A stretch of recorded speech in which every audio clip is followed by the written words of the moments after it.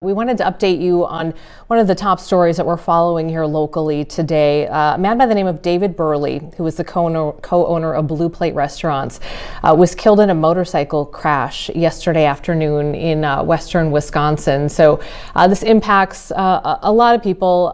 7 different restaurants in that restaurant group, plus the Blue Barn at the State Fair. Our Mary McGuire is just kind of getting going, starting to work on this a little bit today, trying to kind of find out a little bit more about David and the impact that he had. Mary, what have you been able to find so far? Well, these restaurants are so special. And I think the part that makes them so special is because they're true community neighborhood joints. And that was really the goal for David Bruley and his then wife, Stephanie Shimp. They were divorced many years ago, but still remained partners and launched the Blue Plate Restaurant Group, which, like you mentioned, has so many really popular restaurants across the Twin Cities. And I just spoke with Stephanie March, who's the editor at large for MSP Magazine. And she was speaking just about who he was and how beloved he was in this community. He was kind of a behind the scenes guy, and he was a numbers guy. And that was really important and kind of crucial to the success of the Blue Plate Group. They first had the idea to launch the Highland Grill, which is really sort of an elevated diner, in 1993. And from then grew to have all of these popular restaurants across the Twin Cities.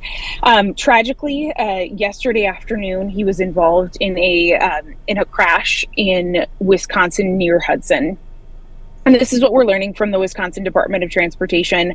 A driver was on the right shoulder attempting to switch lanes when they struck the guardrail, ultimately hitting Bruley, who was driving in the motorcycle. They both crashed into the concrete barrier.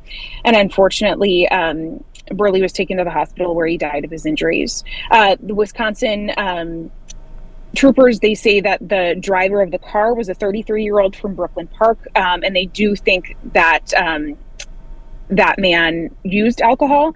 They're not sure yet if it could be considered a factor in this crash. It is all under investigation, but really just tributes pouring out for David Bruley today, especially from those who knew him. They had the Blue Plate Group had a very successful barn at this Minnesota State Fair, the Blue Barn, which had a lot of fun new State Fair food. So that's how a lot of other people knew who he was, and really just kind of a visionary leader.